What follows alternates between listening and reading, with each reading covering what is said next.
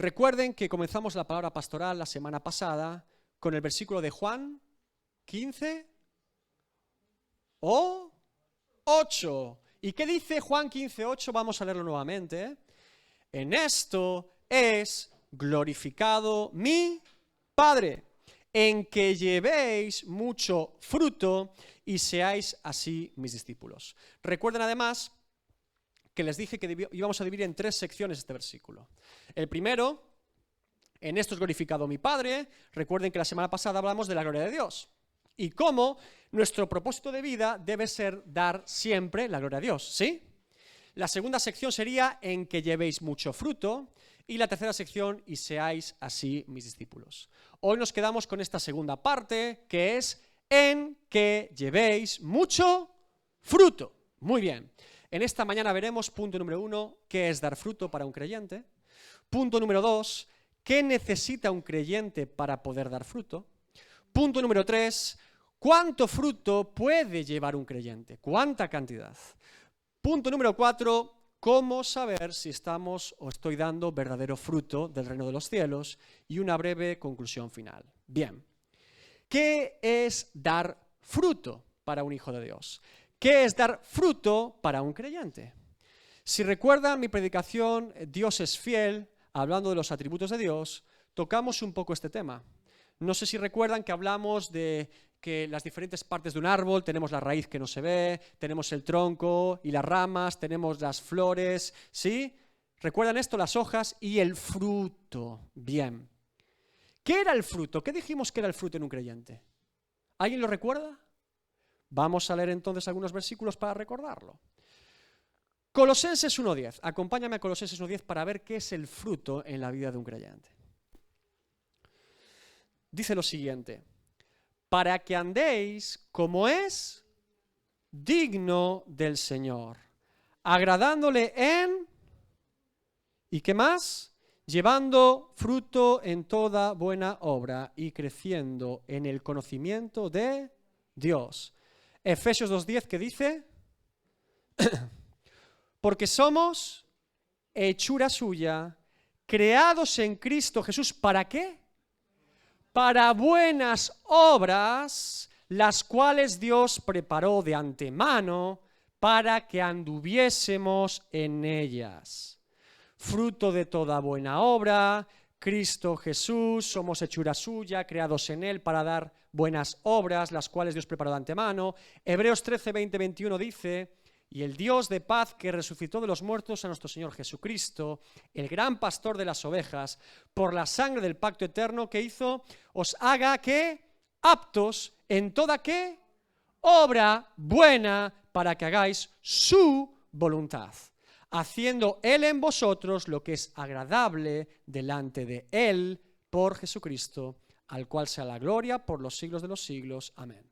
Y el propio Jesús dice en Juan 14:12: de cierto os digo, el que en mí cree, las obras que yo hago, él las hará también, y aún mayores hará, porque yo voy al Padre.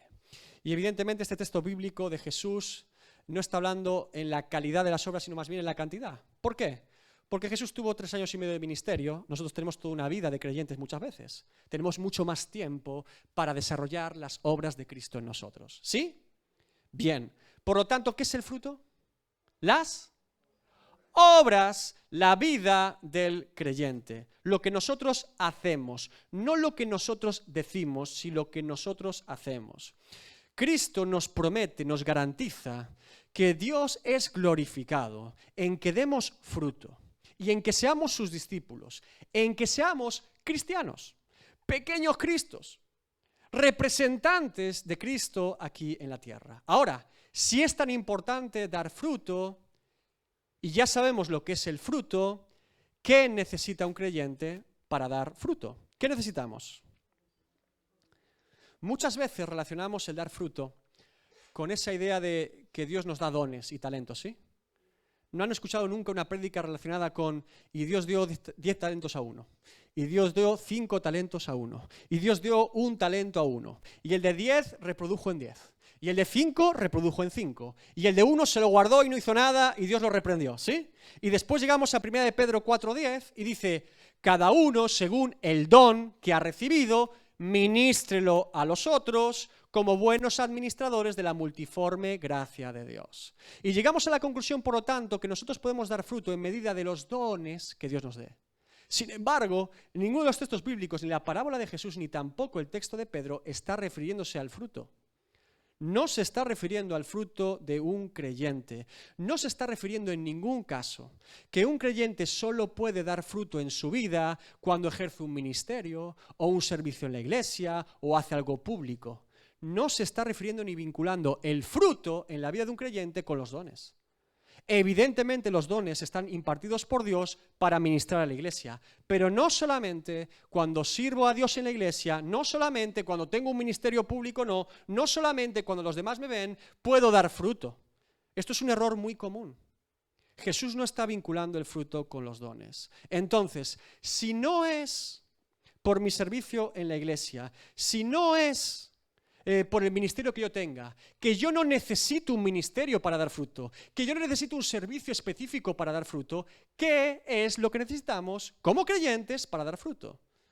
Lo tenemos en el propio contexto de Juan 15, los primeros versículos. Acompáñame a Juan 15, del 1 al 5. Vamos a ver lo que necesitamos para poder dar fruto. Dice lo siguiente: yo soy la vid verdadera y mi Padre es el labrador. Todo pámpano que en mí no lleva fruto, lo quitará. Y todo aquel que lleva fruto, lo limpiará para que lleve más fruto. Ya vosotros estáis limpios por la palabra que os he hablado. Permaneced en mí y yo en vosotros. Como el pámpano no puede llevar fruto por sí mismo si no permanece en la vid, así tampoco vosotros si no permanecéis en mí. Yo soy la vid, vosotros los pámpanos, el que permanece en mí y yo en él, éste lleva mucho fruto, porque separados de mí nada podéis hacer. Es decir, a la luz de lo que el propio Jesús explica a sus discípulos, lo que necesitamos los hijos de Dios para poder llevar fruto es permanecer en Cristo y ser limpiados por medio de su palabra. Ser limpios por medio de su palabra. Permanecer en Cristo y ser limpios por su palabra garantiza que podemos llevar mucho fruto. Y Jesús lo está vinculando. Realmente es una sola cosa. ¿Por qué? Porque si permanezco en Cristo, soy limpio por su palabra. Y si soy limpio por su palabra, sigo permaneciendo en Cristo. Una cosa va ligada a la otra, que es precisamente lo que ora Pablo en Colosenses 3:16. Dice a los colosenses: la palabra de Cristo more en abundancia en vosotros, enseñándoos y exhortándoos unos a otros en toda sabiduría, cantando con gracia en vuestros corazones al Señor con salmos e himnos y cánticos espirituales. ¿Qué está diciendo el apóstol Pablo? Está diciendo claramente que Pablo está rogando y orando por los colosenses para que la palabra de Cristo more en todos ellos. ¿Por qué? Porque si la palabra de Cristo mora en todos nosotros, podremos enseñarnos unos a otros. Podremos exhortarnos unos a otros con gran sabiduría del cielo. Podremos juntos cantar himnos, salmos y alabanzas a Dios. Es decir, podremos ser iglesia. Que para que podamos ser iglesia, la palabra de Cristo debe permanecer en cada uno de nosotros. La garantía de ser iglesia no es reunirse un domingo, no es ponerse una etiqueta evangélica, es que la palabra de Cristo permanezca en nosotros. Del mismo modo le digo que si la palabra no permanece, por lo tanto, ¿qué dice Jesús? Juan 15:6, el que en mí no permanece será echado fuera como pámpano y se secará y los recogen y los echan en el fuego y arden. Si vamos a este texto bíblico y lo entendemos mal, podría parecer que Jesús nos está llamando al activismo en la iglesia, ¿no? Tengo que llevar fruto y que los más lo vean, si no me echan fuera, ¿no? Tengo que hacer cosas Tengo que hacer cosas notorias que los demás vean, porque si no hago nada de la iglesia, no soy de la iglesia. Si no hago nada de la iglesia, no soy cristiano. Jesús no está hablando, insisto, de una actividad concreta, de una liturgia concreta o de un ministerio concreto, sino de nuestra vida. Diga conmigo, vida. De nuestra vida. No podemos limitar, en ningún caso, nuestro servicio a Dios a una iglesia. Un manzano no da manzanas solamente el domingo. ¿Usted se imagina que un manzano dijera, voy a empezar a dar manzanas, pero de lunes a sábado, no, el domingo voy a dar manzanas? No. ¿Qué hace un manzano cuando es tiempo de fruto? Da fruto. Y fruto, y fruto, manzanas y manzanas, abundantes manzanas, el lunes, el martes, el miércoles, el jueves, el viernes, el sábado y el domingo también. No hay ninguna diferencia para que den más fruta en un momento concreto o día de la semana, sino que todo el momento en el que está dispuesto a dar fruto, da fruto. Esto es importante, hermanos, porque el tercer punto es ¿cuánto fruto puede dar un creyente? ¿Cuánto fruto podemos llevar a los demás? ¿Cuánto fruto podemos dar en el reino de los cielos? Fíjense que la palabra fruto está en singular, ¿verdad? Y a veces aparece también en plural. ¿Recuerdan el texto bíblico que dice que un árbol malo no puede dar frutos malos? Y que un árbol bueno da frutos buenos. Y ahora dice que no puedes llevar fruto. Y después vamos a Gálatas 5 y decimos el fruto del Espíritu que está en singular. Y nos montamos un lío etimológico ahí, un lío lingüístico. El fruto del Espíritu es uno, pero son diferentes gajos de una naranja. ¿Nunca han escuchado esto? Es un solo fruto. Créanme que el texto bíblico, en ninguno de los ejemplos que le he dado, se está enfocando tanto si es un fruto o muchos frutos. Fíjense, esto lo podemos ver por su propio contexto. La palabra utilizada en griego es karpos. Y karpos en griego nunca distingue si es singular o plural. De hecho, se traduce en castellano en singular y plural en función del contexto. Pero no es relevante pensar en un fruto, muchos frutos, como concepto de cantidad, sino más bien entender cuál es la naturaleza de ese fruto. Fruto del Espíritu, fruto que nace del Espíritu, o fruto de la carne, que es lo que nace de la carne. Obras del Espíritu o obras de la carne. Lo podemos comprobar en Gálatas 5, 16 al 24, por el propio texto que Pablo escribe allí. Acompáñame a Gálatas 5, 16, 24. Vamos a hacer una exposición breve de este texto. Comienza Pablo diciendo: digo pues, andad ¿en qué? En el Espíritu, y no satisfagáis los deseos de la carne. Pablo está tomando y desarrollando la misma idea que tiene en Romanos 8, su carta más teológica. De hecho, Gálatas y Romanos se estudian juntas porque son las epístolas más teológicas de Pablo. Y simplemente en Romanos 8 desarrolla la misma idea: Espíritu y carne. Digo pues, andad en el Espíritu y no satisfagáis los deseos de la carne. Por lo tanto, el creyente sigue con la carne activa, no ha desaparecido. Bien. Versículo 17. Porque el deseo de la carne es contrario al Espíritu, y el del Espíritu es contra la carne. Están en conflicto, están en lucha. Lo que ama la carne, lo odia el Espíritu. Lo que ama el Espíritu, lo odia la carne. Hay una lucha interior. Bien. Y estos se oponen entre sí. Es decir, hay una lucha violenta entre nuestra carne y nuestro espíritu. Todo lo que ama la carne, nuestro espíritu nunca lo va a validar. Todo lo que ama nuestro espíritu, nuestra carne nunca lo va a aprobar. Y ahora dice, para que no hagáis lo que quisierais. Es decir, aquí está el problema. Si yo dejo suelta mi carne, si yo dejo suelta a mi antigua naturaleza, nunca va a querer hacer la voluntad de Dios. Nunca. La carne nunca glorifica a Dios. La carne nunca ama lo de Dios. Y podemos saber esto perfectamente porque sabemos nuestra vida antes de conocer a Cristo. ¿Alguna vez usted amó a Dios sinceramente y siguió a Dios antes de conocer a Cristo? ¿En qué vivíamos? En nuestros delitos y pecados, amando lo del mundo y aborreciendo a Dios. La carne no ama lo de Dios. Pero sois guiados por el Espíritu, no estáis bajo la ley. ¿Qué está diciendo Pablo?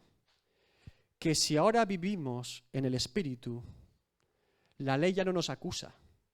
Recuerden que la ley de Dios está revelada para revelarnos que somos pecadores. Pero si yo vivo en el Espíritu, estoy conformado a la voluntad de Dios. Y si vivo la voluntad de Dios, la ley ya no me acusa, porque estoy cumpliendo la voluntad de Dios en mi vida. ¿Entienden esto? Esto es muy importante. Y manifiestas son las obras de la carne. Nota que dice obras. ¿Se dan cuenta que la carne también tiene obras? Que también tiene fruto carnal. Ahora vamos a ver cuál es el fruto carnal que dice el apóstol Pablo sobre la carne y sus obras. Bueno, adulterio, fornicación, inmundicia, lascivia, idolatría, hechicerías, enemistades, pleitos, celos, iras, contiendas, disensiones, herejías, envidias, homicidios, borracheras, orgías y cosas semejantes a estas, acerca de las cuales os amonesto, como ya os lo he dicho antes, que los que practican tales cosas no heredarán el reino de Dios. ¿Por qué? Porque han dado rienda suelta a su carne y siguen viviendo en su carne y no su espíritu. Y por lo tanto la carne se enseñorea de ellos. Bien.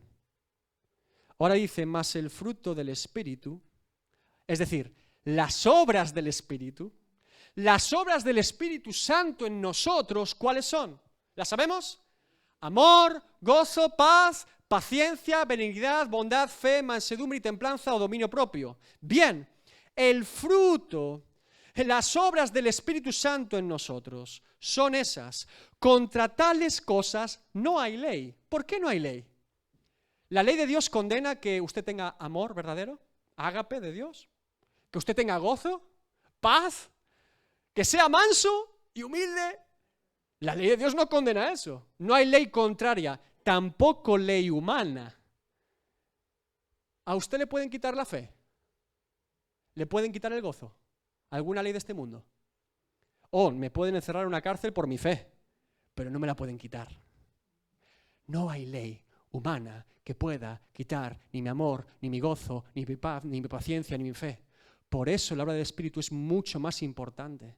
Por eso prevalece sobre la carne. Porque no se puede quitar.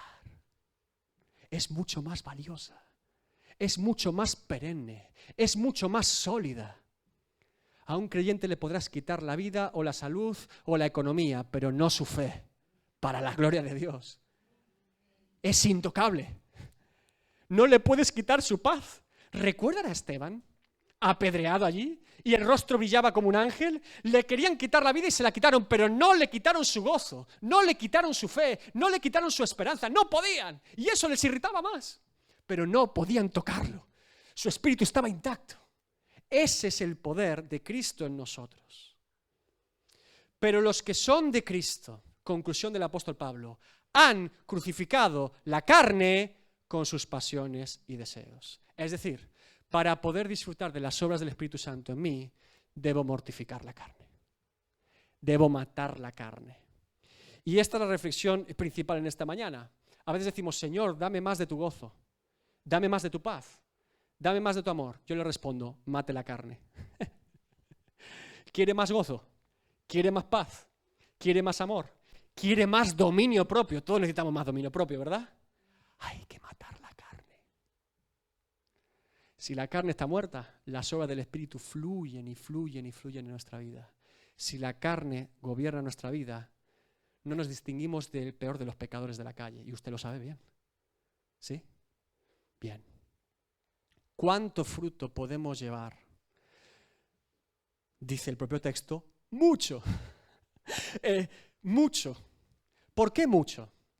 Porque si yo permanezco en Cristo y Él permanece en mí, y yo soy limpio por su palabra, nunca dejo de dar fruto. Porque cada día de mi vida que permanezco en Cristo y Cristo en mí, llevo mucho fruto. Ahora, ¿qué es fruto para Dios y qué es fruto para nosotros humanos? Ahí está el problema. Evaluamos el fruto de forma externa o humana. ¿Qué es lo que ve Dios? Miren. Podemos cometer el error de ver las cosas que el mundo ve en lugar de ver lo que Dios ve. La manera en la que la Iglesia hoy en día valora lo que es el éxito cristiano, el éxito ministerial, es un concepto totalmente humano y empresarial. Muy lejos de la palabra de Dios, por desgracia, muy lejos. Hoy se valora con mucha frivolidad el éxito ministerial o el fracaso ministerial de una persona en base a conceptos e ideas humanos. Si tiene la iglesia llena, Dios está con él.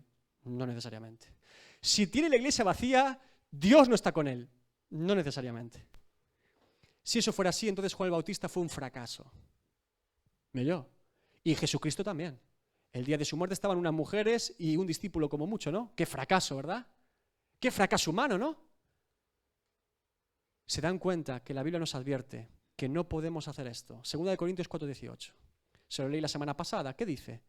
No mirando nosotros las cosas que se ven, sino las que no se ven.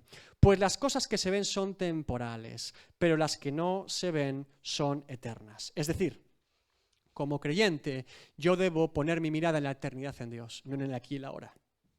Porque si yo juzgo mi propio fruto en el aquí y el ahora, voy a cometer muchos errores de lo que es fruto para el reino de los cielos y de lo que son fruto de mi propia carne. Debo poner esas obras delante de la eternidad en Dios. Por eso la Biblia dice que oro, plata y piedras preciosas permanecerán en la eternidad y el heno y la hojarasca será borrada con su fuego. Porque muchas veces hacemos heno y hojarasca. Colosenses 3, de 2 al 3 dice: poned la mira en las cosas ¿de dónde? Es decir, ¿nuestra mirada dónde está? Arriba. No en las de la tierra, porque habéis muerto, otra vez mortificación de la carne, y vuestra vida está escondida con Cristo en Dios. Si estoy muerto en esta vida, si estoy muerto a mi propia carne, nunca voy a mirar en la carne, voy a poner mi mirada en los cielos, fijadas en Cristo, porque está para la eternidad por mí. Se resume en el famoso texto de Isaías 55, del 8 al 9, porque mis pensamientos no son vuestros pensamientos, ni vuestros caminos son mis caminos, dijo Jehová. Cuantos son más altos los cielos que la tierra, así son mis caminos más altos que vuestros caminos y mis pensamientos más altos que vuestros pensamientos. ¿Por qué la Biblia, creen hermanos, que recalca tanto esta idea en nosotros?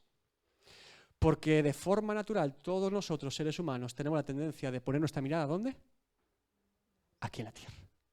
Tenemos el cuello, tiene aquí algo parecido a un yugo que nos pone a mirar siempre en la tierra. ¿Y qué hará ese? ¿Y qué hará el otro? ¿Y qué haré mañana? Tenemos como un yugo natural que se nos pone aquí bien duro en nuestro cuello y en vez de mirar a los cielos nos oprime y nos deja mirando siempre en la tierra, cosas humanas, intereses humanos, beneficios humanos. Si hace esto es por esto, si hace el otro, ¿por qué el otro? Siempre pensando en lo temporal, siempre pensando en el aquí y en el ahora, siempre pensando en el momento y nunca en la eternidad.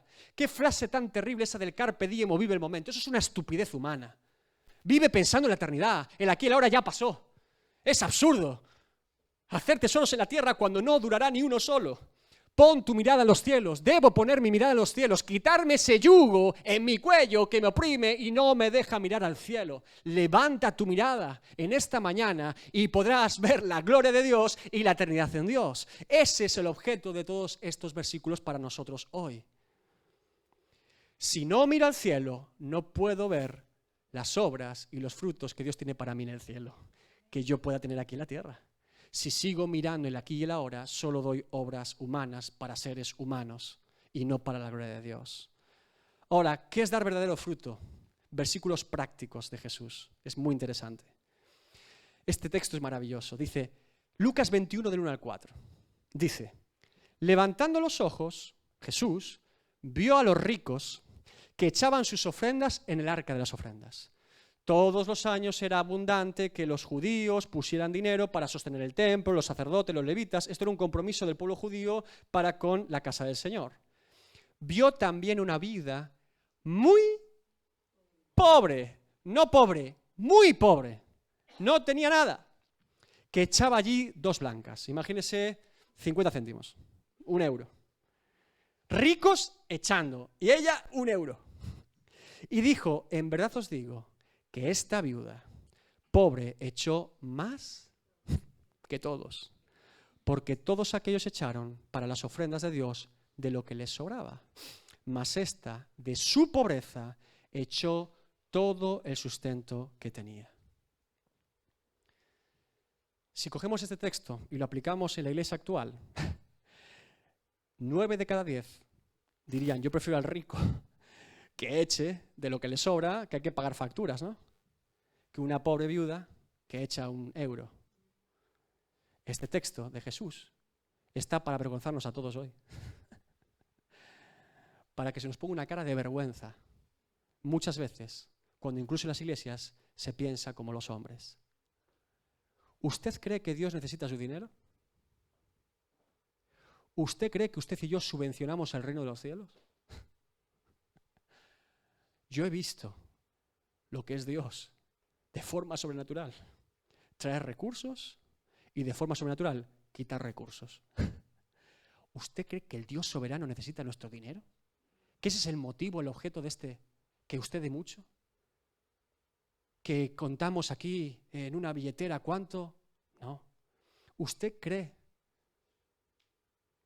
que el texto de Zaqueo se refiere a que Zaqueo dio mucho a los pobres? ¿Recuerdan a Zaqueo? ¿Qué hizo Zaqueo? Señor, ven a mi casa. Zaqueo dijo, ven a mi casa. ¿Y qué hizo Zaqueo? Se levanta en medio de su casa y dice, voy a dar la mitad de los bienes a los pobres. ¡Wow! Y al que haya robado, por cuadruplicado. ¡Wow! Era rico Zaqueo. Ese tipo era muy rico. Publicano, cobrador de impuestos. ¿Qué dice Jesús? Lucas 19, de 9 al 10. Jesús le dijo, hoy ha venido la salvación a esta casa, por cuanto él también es hijo de Abraham. Porque el Hijo del Hombre vino a buscar y a salvar lo que se había perdido. Es decir, ese publicano de repente ahora es el que sustenta a los pobres de su pueblo y encima haya una morada celestial junto al Señor. ¿Usted cree que Jesús está diciendo que ha venido salvación a esta casa por el dinero que daba Zaqueo? No. ¿Por qué? Por su... Zaqueo está revelando en su corazón que está dando fruto de buenas obras. ¿Por qué? Porque Zaqueo es un tacaño. Zaqueo es rico. Zaqueo es ese tipo que tomaba los impuestos a sus hermanos judíos, a su propia familia, para dárselo a los romanos y enriquecerse con eso. Y una muestra inequívoca de que Zaqueo ha sido transformado por el poder de Dios es que ese hombre más tacaño y avaro de la tierra, ahora de forma voluntaria y libre, decida dar sus bienes a los pobres. Tiene todo el sentido del mundo. Al igual que tiene todo el sentido del mundo que un mentiroso, toda su vida mentiroso y engañador, el día que se convierta a Cristo dice, yo no voy a mentir nunca más. Y aún daría mi vida por la verdad de Dios. Tiene todo el sentido del mundo. Que un hombre que siempre está tentado con la lujuria o la lascivia, el día que se convierte diga, yo no voy a mirar una mujer más. Y si hace falta me arrancaré los ojos, tiraré el teléfono o apagaré la televisión de por vida. Eso es muy natural cuando nosotros en nuestra carne somos transformados por el poder de Cristo. Por eso no tiene sentido jamás que un alcohólico diga cuando se convierte a Cristo si ahora que es creyente puede beber una copa. Ese tipo odia esa copa porque sabe a lo que le lleva lejos de Dios. ¿Me está entendiendo? Zaqueo está revelando con sus obras la transformación de su corazón. Porque ese hombre avaro ahora es el más generoso de la tierra. Así es el poder del reino de los cielos. Transforma radicalmente nuestra vida. Y si era un tacaño, ahora es generoso. Y si era un mentiroso, ahora dice la verdad. Y si era un lujurioso, ahora vive en santidad para la gloria de Dios. Así es como funciona. El verdadero fruto revela una verdadera transformación en nuestra vida. No podemos intentar hacer obras para ver si somos transformados. Somos transformados y por eso nuestras obras son verdaderas delante de Dios. Es consecuencia de que Cristo está en nosotros y permanecemos en Él. ¿Amén? Amén. ¿Cuál es la motivación de mi corazón? Cuando hago algo, ¿cuál es la motivación de mi corazón para hacerlo? Donde está el corazón, ahí está su intención, ahí está su propósito y su motivo. Ahí podemos distinguir claramente las obras del reino de los cielos y nuestras propias obras. En Mateo 6 Jesús nos da una lección tremenda y va, fíjense a qué tipo de ejemplos Jesús. Primer ejemplo, Mateo 6, 2 al 4. Cuando pues des limosna, no hagas tocar trompeta delante de ti. Salgo a donar a la ONG. ¿Sabe usted que yo doy a Médicos Sin Fronteras? Gracias por decírmelo, no se lo pregunté. como hacen los hipócritas en las sinagogas y en las calles, para ser alabados por los hombres. De cierto os digo que ya tienen su recompensa. Mas cuando tú des limosna, no sepa tu izquierda lo que hace tu derecha, para que sea tu limosna en secreto. Y tu Padre que ve en lo secreto te recompensará en lo público. Mateo 6, 5 al 6, segundo ejemplo de Jesús.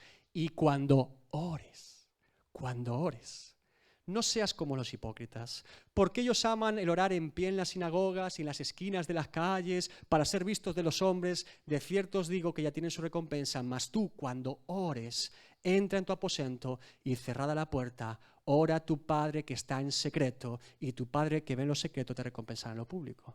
Tercer ejemplo, Mateo 6, 16 a 18. Cuando ayunéis, da por hecho que tenemos que ayunar, ¿eh? No es una opción. Cuando ayunéis, no seáis austeros, como los hipócritas, porque ellos se demudan sus rostros para mostrar a los hombres que ayunan. De cierto os digo que ya tienen su recompensa. Pero tú, cuando ayunes, unge tu cabeza y lava tu rostro, para no mostrar a los hombres que ayunas, sino a tu Padre que está en secreto. Y tu Padre que ve en lo secreto te recompensará en lo público.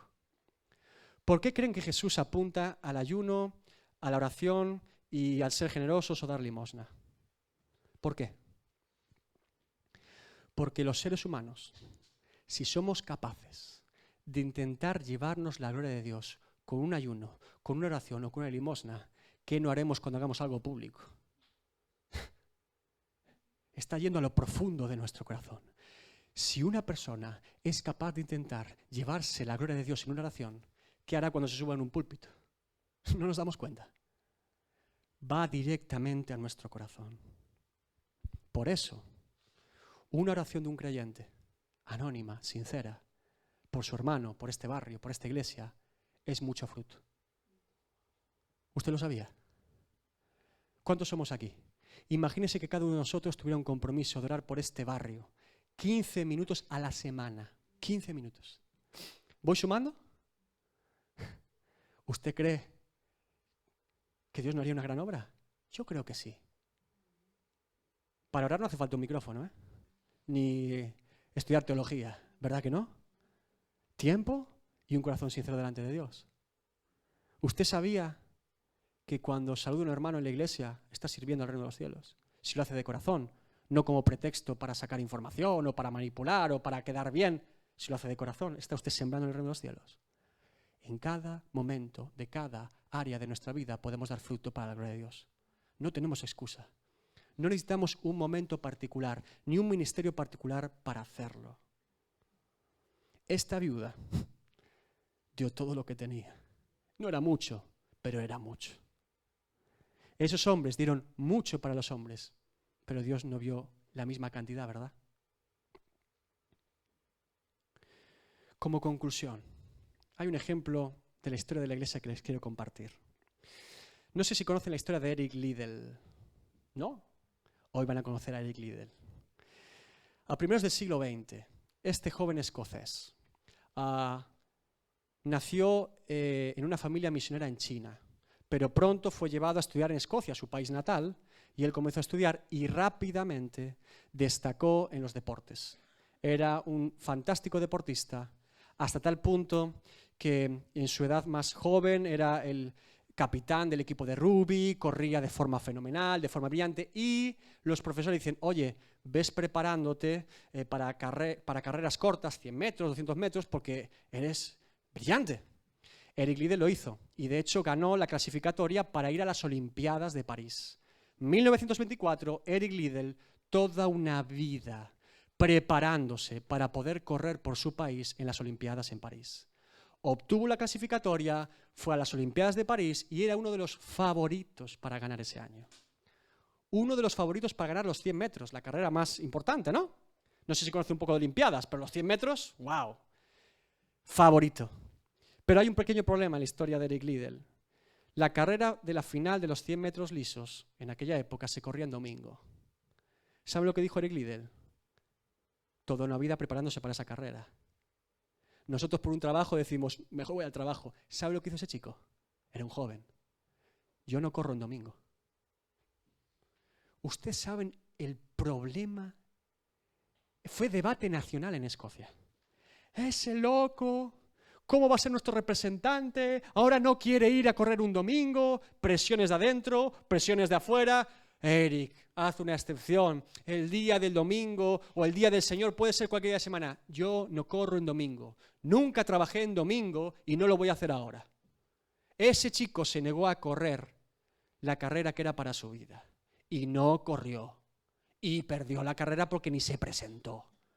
Toda una vida para correr 100 metros y no los corre porque dice que es más importante dar la gloria a Dios. Fue un acto, pocos actos públicos se encuentran como el de Eric Liddell en la historia de las Olimpiadas. Ahora, Eric Liddell, odiado por toda Escocia, y no comprendido ni siquiera por los creyentes, hacían debates teológicos. Debería haber corrido, ¿sí? Eso hacemos, desde fuera hacemos eso, ¿no? En vez de apoyar decimos, demasiado extremista, ¿no? Bien. A la semana siguiente a la carrera de los 100 metros estaba la carrera de los 400 metros. Eric Liddell no había clasificado para ella, había una clasificatoria, se presentó y clasificó para la final de los 400 metros. Salía en el peor carril. No estaba preparado ni adiestrado para los 400 metros. Si ustedes saben un poco de las Olimpiadas, saben que los 100 metros es corto. Se le prepara la energía justa para llegar a los 100 metros. Y después el tipo está desfallecido. 400 metros son 4 veces más. No está preparado para administrar su energía ni su carrera a 400 metros. Pero el líder se presentó y consigue clasificar para la final. ¿Saben lo que pasó a 400 metros? Ese hombre corrió la carrera más ridícula de la historia. Ese hombre no corría de forma natural ni ortodoxa como los cánones del deporte decían. Literalmente ese hombre corría mirando al cielo, así, como un pájaro mareado. Él decía que corría todo lo que sus fuerzas daban y cuando no llegaban sus fuerzas, miraba al cielo para que Dios le diera fuerzas. Ese hombre, en el peor carril de toda la carrera, corriendo como un pato mareado, ganó el oro para la gloria de Dios. Un escocés mareado, mirando al cielo, ridiculizó al mundo entero, ganando los 400 metros que no era su disciplina, porque Dios lo acompañó y Dios lo bendijo. Ahora, la historia de Eric Liddell no termina ahí. Todos diríamos, ¡guau! ¡Qué historia más fantástica!, ¿verdad? Se hizo famoso, Dios lo bendijo toda su vida, fue millonario, en Escocia le daban whisky gratis y cerveza gratis y vivió una vida tranquila. No. Las Olimpiadas son cada 4 años. Escocia le pidió que volviera a competir. Eric Liddell dijo no. ¿Saben por qué? Porque se fue de misionero a China. Ese hombre murió con 42 años. Porque cuando fue de misionero a China, se levantó la guerra entre China y Japón.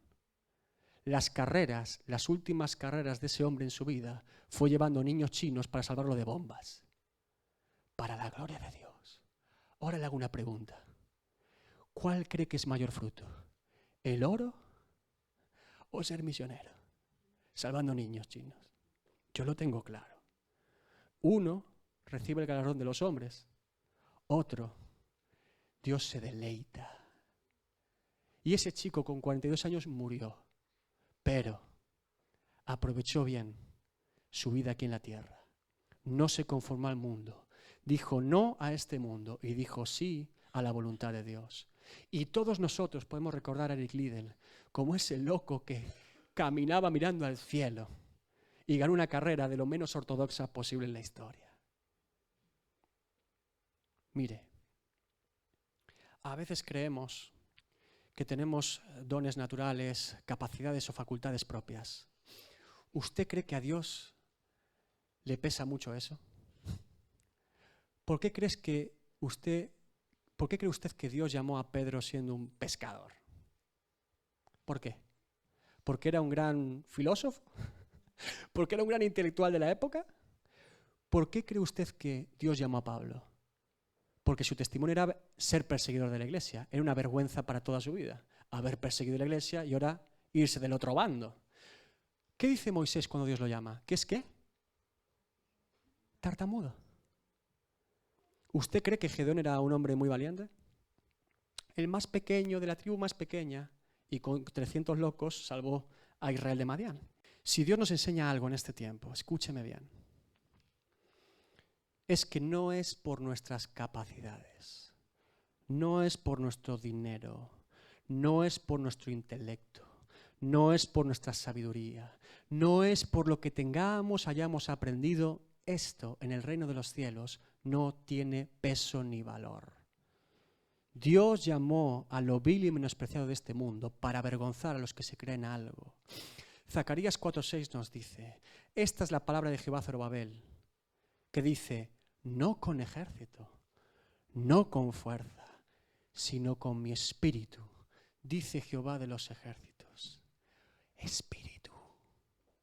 Cuanto más chica es la carne y más grande es el espíritu, entonces podemos decir como Pablo, cuando soy débil en la carne, soy fuerte en Cristo. Le animo en este tiempo a que pueda usted llevar mucho fruto. Si permanece en Cristo y Él en usted, podemos llevar mucho fruto. Un fruto que permanece, un fruto que da la gloria a Dios, un fruto que no es temporal aquí y ahora, sino que es para su gloria y por la eternidad. ¿Quiere usted dar fruto conmigo en este año? Póngase de pie en esta mañana.